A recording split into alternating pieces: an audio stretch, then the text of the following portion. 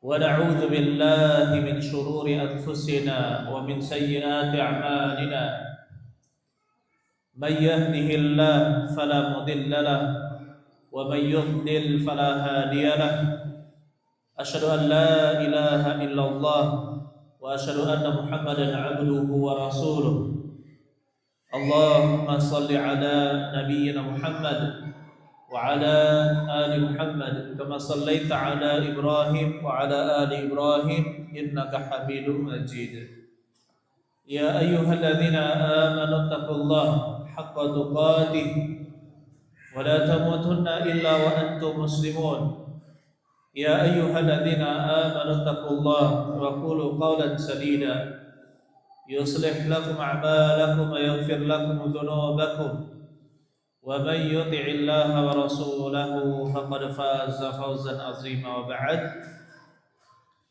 أيها الإخوان rahimani wa rahimakumullah, saudara-saudari sekalian, Bapak Ibu sekalian, yang mudah-mudahan kita semua dirahmati oleh Allah Subhanahu wa taala.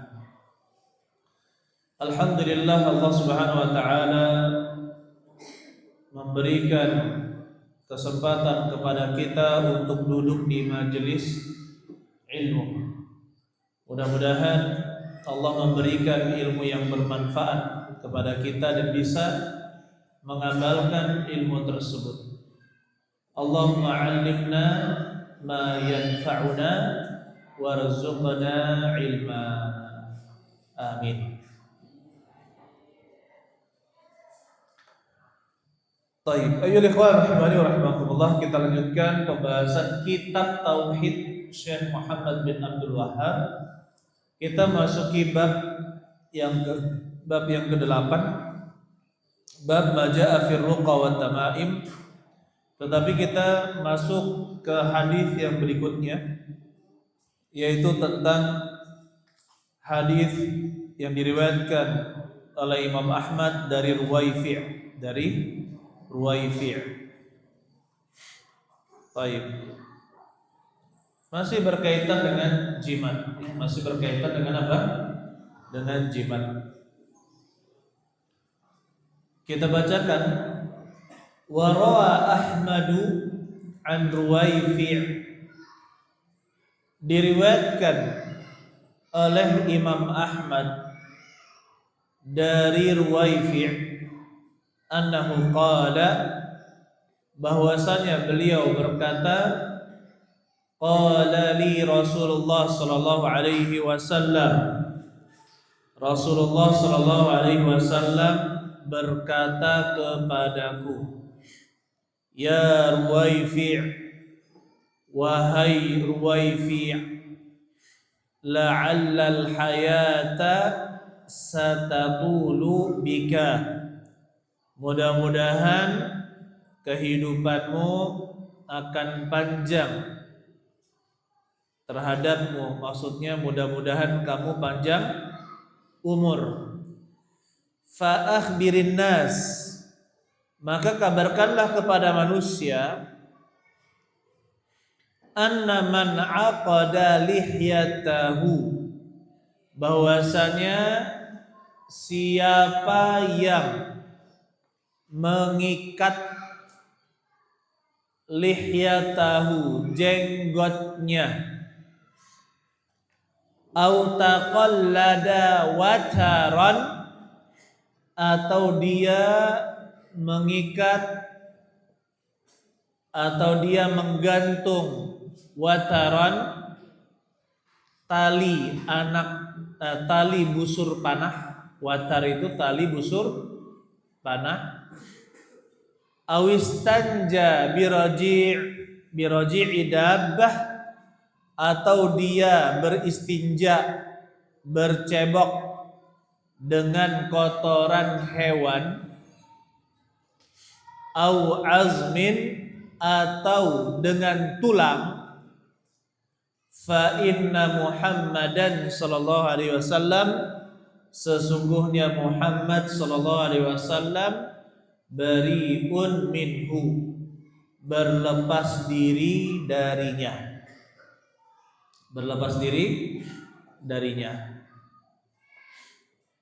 Baik. Kemudian wa an Sa'id bin Jubair, dan diriwayatkan dari Sa'id bin Jubair annahu qala, bahwasanya beliau berkata, man qata'a tamimatan min insanin, barang siapa memutus tamimah, satu jimat dari manusia, atau yang dipakai oleh seorang manusia, kana ka'adli raqabah, maka itu seperti memerdekakan seorang budak.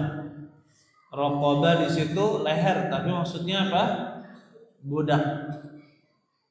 Rawahu Waqi', diriwayatkan oleh Al-Imam Waqi', ini bin Al-Jarrah. Baik. Kita bahas dua athar ini. Yang pertama itu hadis Ruwaifi'. Hadis Ruwaifi'. Ruwaifi', nama beliau adalah Ruwaifi' bin Thabit Al-Ansari.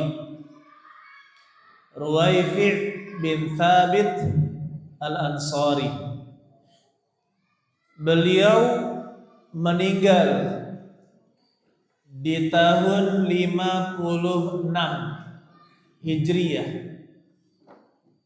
dan beliau adalah sahabat Nabi sallallahu alaihi wasallam. Jadi Al-Ansari, ya, sahabat Nabi sallallahu alaihi wasallam.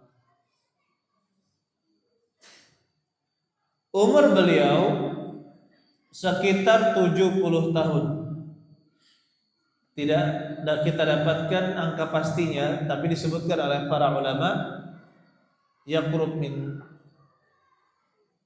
70 sana takriban, ya, sekitar 70 tahun, dan beliau wafat di Syamal Ifriqiyah, di sebelah utara Afrika. Baik. Oleh karena itu ya ikhwan, kita melihat bahwa sahabat Ruwaifi' adalah sahabat yang mengambil peran di dalam berdakwah, sehingga kita bisa lihat beliau tidak wafat di Madinah, tetapi wafat di benua lain, yaitu benua Afrika. Ini menunjukkan semangat beliau untuk menyebarkan dakwah dan mengajarkan ilmu. Kemudian perkataan Nabi sallallahu alaihi wasallam, la'allal hayata satatulu bika, mudah-mudahan umurmu panjang. Ya. Maksudnya apa ya ikhwan? Terbukti bahwa Ruwaifi' tidak langsung meninggal sepeninggal Nabi sallallahu alaihi wasallam. Masih ada sekitar 46 tahun dari beliau berbicara kepada Ruwaifi', masih ada 46 tahunan. Berarti kan lumayan panjang setelah berpisah dengan Nabi sallallahu alaihi wasallam. Oleh karena itu sebagian ulama memasukkan hadis ini ke dalam alam min a'lamin nubuwah, salah satu tanda di antara tanda-tanda kenabian adalah benarnya pengabaran Nabi sallallahu alaihi wasallam. Ya, benarnya pengabaran Nabi sallallahu alaihi wasallam. Baik.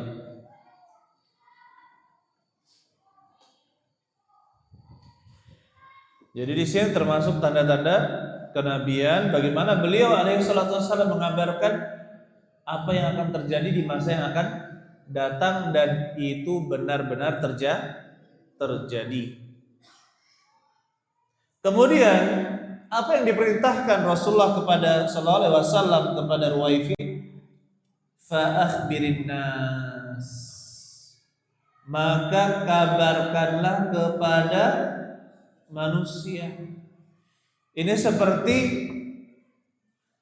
hadis Nabi sallallahu alaihi wasallam, ballighu anni walau ayah. Sampaikanlah dariku meskipun hanya satu ayat. Maka di sini ayolah ikhwan, bagaimana Nabi sallallahu alaihi wasallam mendidik para sahabatnya untuk menjadi pejuang, menjadi penerus Nabi Muhammad sallallahu alaihi wasallam. Apakah dengan wafatnya Nabi sallallahu alaihi wasallam Islam juga berhenti? Jawabannya apa? Tidak. Siapa yang mengajarkan Islam setelah Nabi sallallahu alaihi wasallam wafat? Para sahabat. Apakah seluruh sahabat atau hanya sahabat yang berilmu? Para sahabat yang berilmu. Karena ilmunya para sahabat itu beragam, dan kebanyakan dari para sahabat justru malah berdiam diri, ya, tidak berani, takut salah dalam menyampaikan hadis Nabi sallallahu alaihi wasallam. Maka kita katakan ada ulama sahabat, kemudian ada ulama tabi'in, kemudian ada ulama tabi'ut tabi'in, demikian seterusnya, sehingga kita bisa mendapatkan ilmu agama dari para ulama. Baik. Nanti ada saatnya ya ikhwan, kalau antum merasa bosan dengan guru-guru di Indonesia, kurang menantang nih, saya harus ketemu dengan ahli hadis sungguhan, ahli tafsir sungguhan, ahli qiraat sungguhan, ahli fikih sungguhan. Ya pergilah. Apalagi berangkat bareng apa?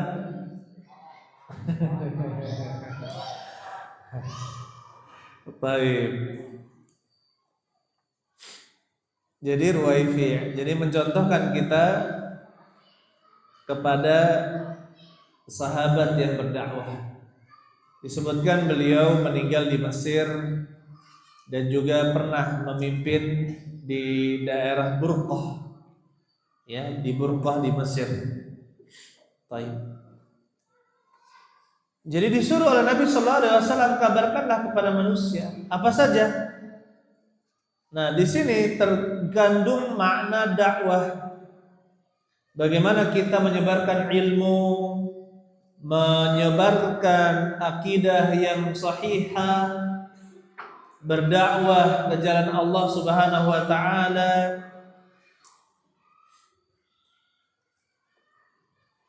Sebagai bentuk rasa syukur kita kepada Allah Subhanahu wa taala. Kita berdakwah. Islam kenikmatan apa bukan?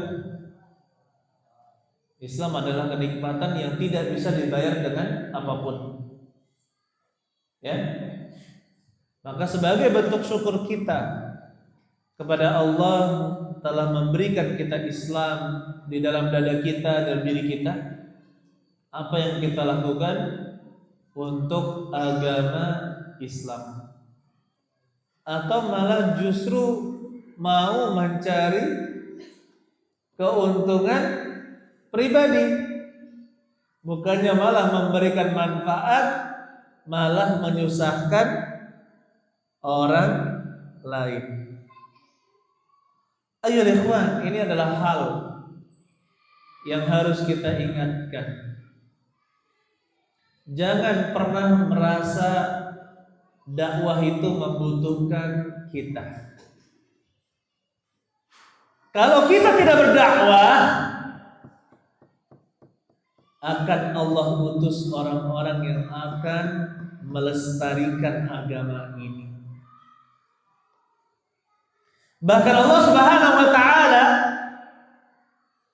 bisa menolong agama ini dengan seorang yang fajir pendosa. Bahkan terkadang Allah tolong agama ini dengan perantara orang kafir. Jadi jangan merasa dakwah Islam ini membutuhkan kita. Kitalah yang butuh berdakwah. Kitalah yang butuh beramar ma'ruf nahi munkar. Antum keluar ke depan, antum lihat apa? Orang berjilbab?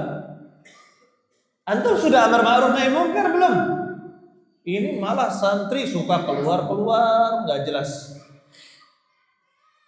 Ya kan? Melihat kemungkaran tapi diam. Ini bahaya.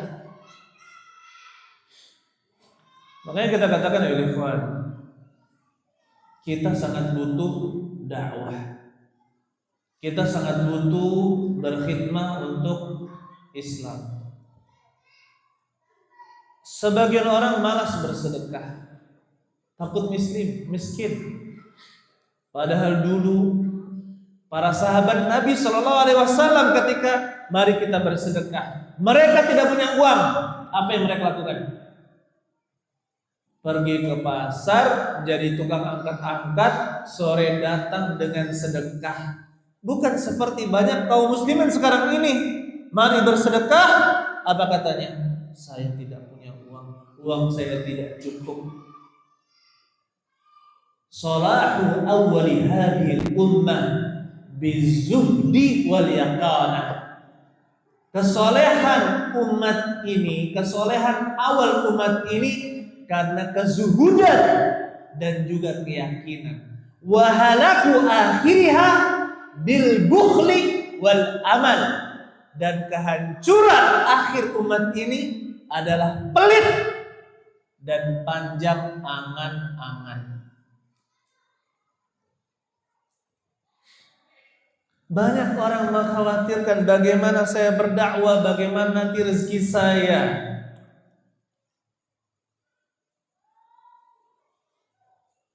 Ya, bagaimana rezeki saya nanti? Begini.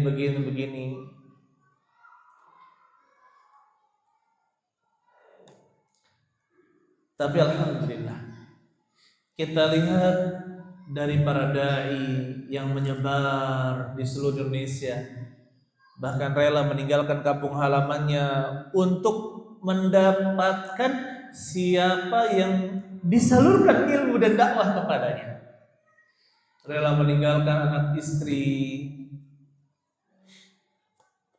dengan keyakinan di mana saya berada pasti ada rezeki saya, rezeki istri dan juga anak-anak saya dan orang-orang yang saya tanggung. Siapa yang menjamin? Allah. Saya dulu ketika SMA pernah di suatu pondok pesantren di Kalimantan. Jadi kapan ada tanah wakaf, muridnya itu yang sudah dianggap mumpuni diutus untuk membuka pondok pesantren di sana. Apa kata beliau? Ketika diutus, disediakan setengah ongkosnya itu setengah perjalanan saja. Setengah perjalanan ke lahan pondok yang baru belum pernah dia ketahui sebelumnya, belum pernah dia menginjakkan di pulau itu. Dikasih hanya setengah perjalanan. Lah, setengahnya lagi bagaimana? Tawakkal 'ala Allah. Bagaimana rumahnya nanti dia tinggal di mana? Tawakkal 'ala Allah. Coba zaman dahulu perjuangan para duat menyebarkan ilmu, ya, menyebarkan ilmu.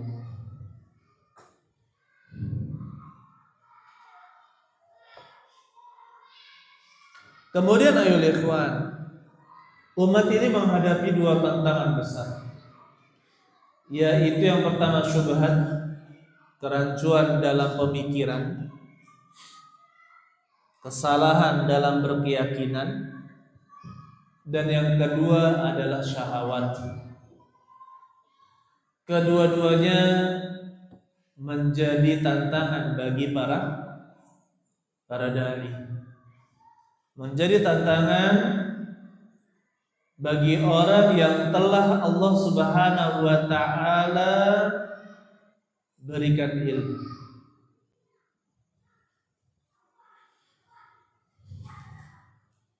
Oleh karena itu, mari sama-sama kita bahu-membahu terus belajar, persiapkan diri. Mudah-mudahan Allah memberikan ilmu kepada kita, ilmu yang bermanfaat sehingga bermanfaat untuk umat.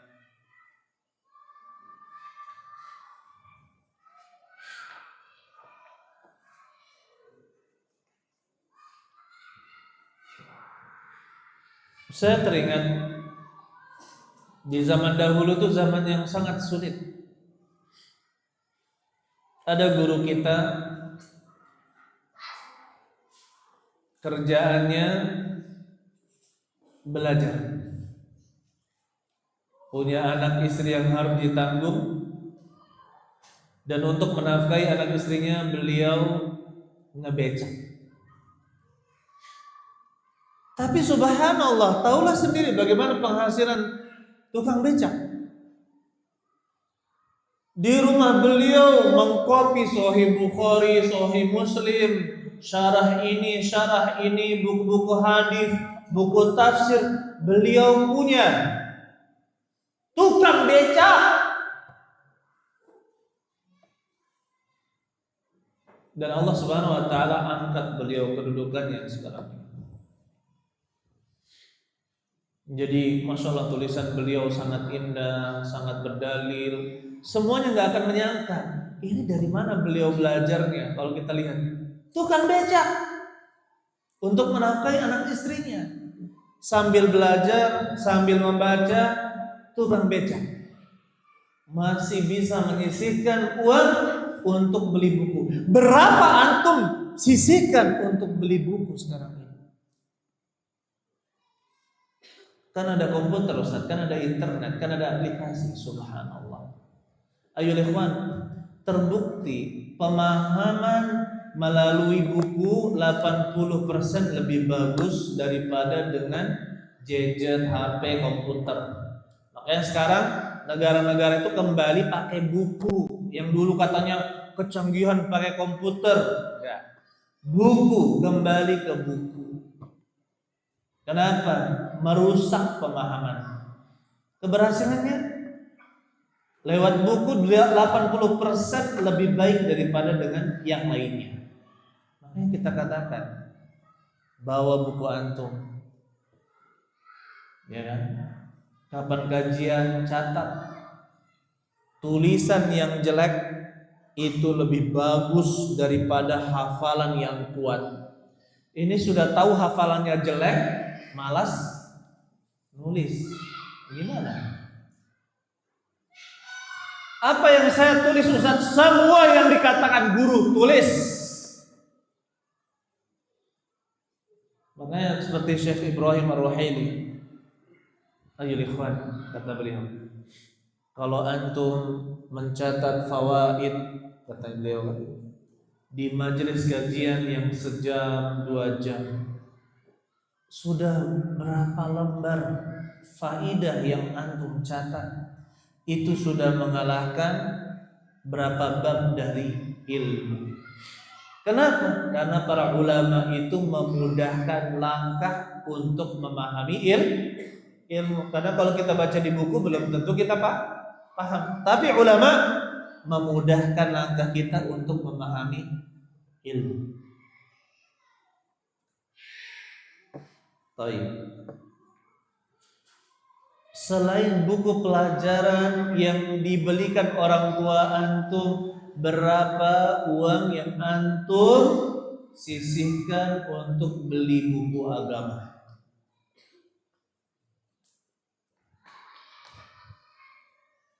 Enggak ada.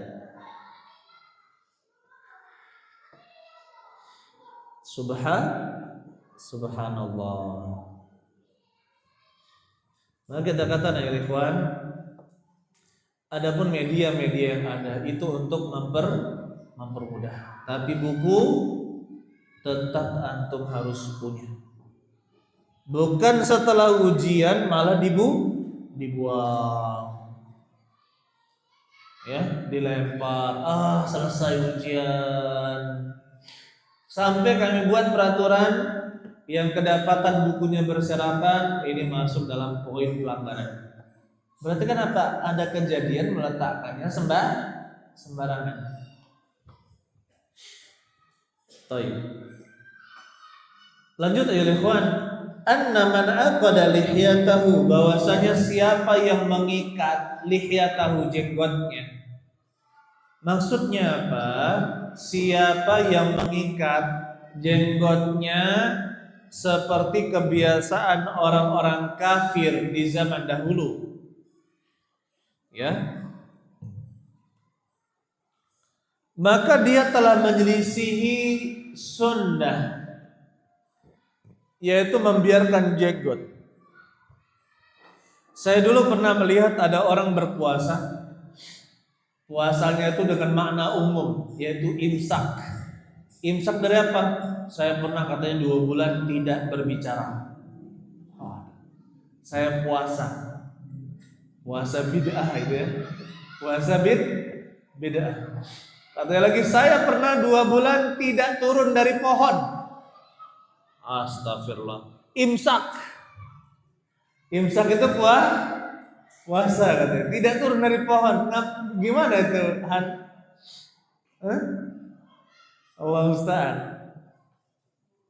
Kemudian pas ketemu saya di suatu pondok, beliau itu sedang jenggotnya dikepang. Tahu kan dikepang? Setiap ada yang melihatnya mau ketawa melihat jenggot dikepang. Akhirnya kami cerita, waktu itu hari-hari etikaf, ya, ada adik saya juga ikut. Jadi beliau, Pak, kenapa Pak dikepang Pak jenggotnya? Saya sedang puasa, mengepang jenggot. Ya, jangan yang seperti itu, bukan puasa. Puasa kita jelas, syariat puasa itu jelas, bukan dengan mengada-ada. Jadi maksudnya adalah mengikat jenggot, meniru orang-orang kafir. Au taqallada wataran, atau dia itu mengikat atau menggantung wataran, tali anak panah, yaitu pakai jimat, untuk melindungi, untuk memberikan manfaat, atau diyakini untuk melindungi dari penyakit ain, gangguan dari jin, atau mara bahaya. Maka yang seperti ini masuk dalam keumuman jimat, ya, sangat berbahaya. Jangan sampai dilakukan oleh seorang muslim. Ya, kemudian awistanja biraji'id dabbah awil azmi, atau istinja. Apa istinja? Bercebok dengan kotoran dabbah, kotoran hewan. Itu itu tidak sah.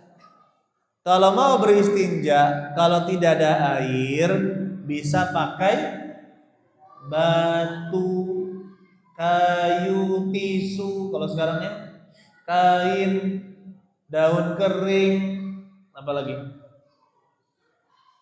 Beling, beling mana bisa? Astagfirullah, beling. Melukai itu nggak boleh.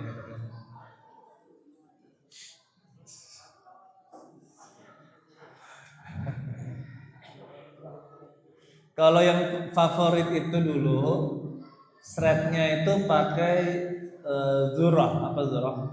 Jagung, bonggol apa? Jagung, kan itu banyak itu.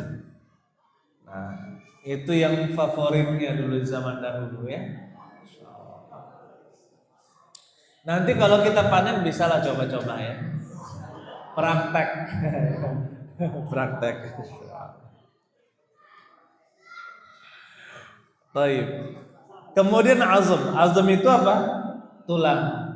Dan disebutkan dalam hadis yang lain bahwasanya itu keduanya adalah makanan untuk kalangan apa? Kalangan jin. Ya, tapi mereka juga punya aturan. Hewan hanya kotoran hewan yang halal dimakan dagingnya saja. Adapun seperti kotoran harimau, kotoran apa lagi? Kucing, ya, maka tidak boleh dimakan oleh mereka. Begitu pula tulangnya hanya hewan yang halal dimakan. Baik.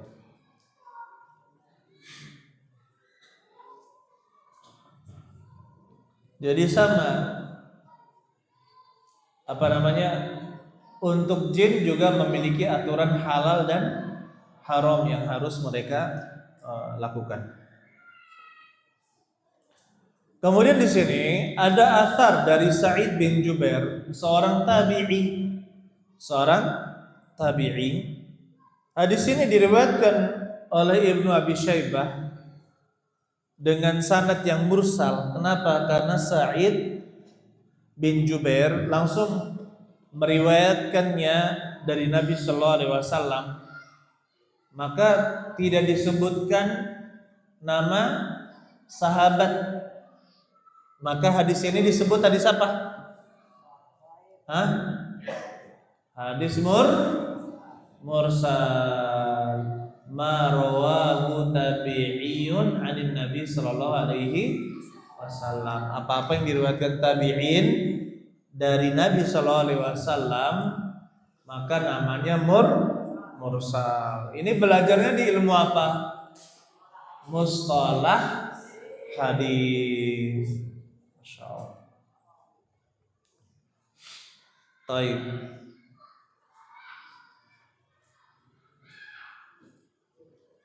Hadis ini diriwayatkan oleh Imam Waqi'. Imam Waqi' bin Al-Jarrah itu gurunya Imam Syafi'i dan Imam Ahmad. Ada satu buku beliau yang sempat saya kaji, yaitu kitab Az-Zuhud karangan Imam Waqi' bin Al-Jarrah. Buku yang sangat bagus untuk melunakkan hati kita. Nah, di sini meskipun hadisnya dhaif, kita lihat segi dari sisi matanya. Man qata'a tamimatan min insan, barang siapa memutuskan satu jimat dari manusia, kana ka'adli raqabah, maka seolah-olah dia telah memerdekakan seorang budak. Terjadi penyerupaan. Orang yang melakukan kesyirikan maka telah melakukan perbudakan kepada syaitan. Ketika dia memakai tamimah atau jimat, maka seolah-olah dia menjadi budaknya setan. Jadi kalau ada orang yang memutuskan tamimah, maka seperti dia memerdekakan seorang budak, yaitu budaknya syaitan. Meskipun hadis ini adalah hadis yang lemah, maka para ulama menyebutkan dari sisi sananya, dari satu sisi itu, bahwa orang yang memakai tamimah maka bergantung kepada selain Allah, Orang yang memakai jimat maka dia bergantung kepada selain Allah, dan itu termasuk menjadi budak kepada selain Allah. Dan orang yang berhasil memotongnya maka dia telah berdakwah dan melepaskan perbudakan tersebut. Allahu a'lam bishawab. Maka di sini pentingnya tauhid ayyuhal ikhwan. Terkadang manusia itu lemah, sering terpengaruh. Ada orang dengar di YouTube, kalau mau tenang pasang janur di sisi rumah ini, pasang janur kayak gini di sisi rumah, dipraktekkan. Ya kan? Terpengaruh. Padahal dia tahu tidak boleh kita bergantung kepada selain Allah. Ketika bangun rumah, katanya para tetangga, kalau kamu mau tenang, mau adem, mau nyaman, di rumah itu pasang ini di atas rumah ya. Pasang ini, kelapa. Yang paling lucu itu bendera juga dipasang. Apa kaitannya bendera dipasang di atas rumah gitu kan? Karena terpengaruh tetangga, akhirnya ikut-ikutan. Maka hati manusia itu lemah, butuh selalu dinasehati. Wa dzakir fa inna dzikra tanfa'ul mu'minin. Dan berilah peringatan, sungguhnya peringatan itu bermanfaat untuk orang-orang yang beriman. Baik. Allahu a'lam bishawab. Sedikit-sedikit insyaallah ya. Oh, ini ada sedikit lagi. Walahu an Ibrahim, dan dari Ibrahim yaitu An-Nakhai, kanu yakrahuna tamaim kullaha, dulu mereka itu membenci seluruh jimat-jimat minal Qur'ani wa ghairil Qur'an, dari Quran maupun bukan Al-Qur'an. Sudah kita sebutkan perselisihan pendapat ulama apakah boleh memasang jimat dengan menggunakan Al-Qur'an. Maka kita katakan kalau itu Al-Qur'an tidak jatuh kepada kesyirikan, tapi jatuh kepada kebid'ahan, karena berlindung dengan kalamullah. Al-Qur'an itu adalah kalamullah, berlindung dengan sifat Allah. Boleh, tetapi caranya yang enggak benar. Maka kalau caranya tidak benar, maka jatuh kepada bid'ah, yaitu hal baru dalam agama yang tidak ada syariatnya. Allahu a'lam bishawab. Silakan kita buka pertanyaan. Silakan. Baik.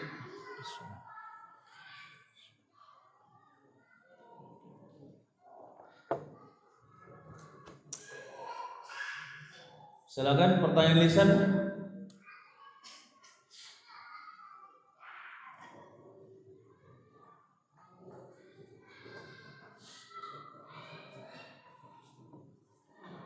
Oleh karena itu ya ikhwan, kira-kira banyak tidak di masyarakat kita ini, masyarakat ya, di daerah antum yang masih memakai jimat? Masih? Kawan-kawan antum mungkin ada kan? Ada. Bentuknya bagaimana bentuknya, Jak? Apa? Di gelang, apa di mana? Kalung, masih pakai kalung. Subhanallah. Kalau daerah antum ada? Masih ada pakai jimat. Berarti bagaimana? Perlu tidak mereka didakwahi? Kalau tidak ada yang mendakwahi mereka, siapa yang berdosa? Seluruh yang ada di daerah itu yang tidak beramar ma'ruf nahi munkar, maka semuanya akan berdosa. Maka terus belajar, jangan malas menghafal. Sampai sekarang saya masih menghafal dalil-dalil para ustadzat sama juga demikian. Bahkan tadi saya mengajar di kelas IL ya. Saya bilang kepada murid para santriwati, saya bilang sampai sekarang saya masih menghafalkan jamak taksir. Kenapa? Karena jamak taksir itu apa? Banyak sekali. Dan memang harus dihafalkan. Memang harus dihafal. Harus terus nambah. Saya bilang sampai sekarang saya masih menghafalkan jamak taksir. Jadi setiap kata-kata para ustaz seperti ini. Ini mufradnya apa? Ini jamaknya apa? Mufradnya apa? Kalau ada jamak, mufradnya apa? Kalau ada mufrad, jamaknya apa? Itu saling berbagi ilmu di situ. Sampai kajian-kajian tafsir kami seperti itu juga. Yang ada jamaknya, mufradnya apa? Kalau ada mufrad, jamaknya apa? Ya. Jadi terus kita menambah keilmuan kita, jangan pernah berhenti. Allah alam bissawab. Barakallahu li wa lakum wa jami'il muslimin. Subhanakallahumma bihamdik asyhadu an la ilaha illa anta astaghfiruka wa atubu ilaik. Assalamualaikum warahmatullahi wabarakatuh.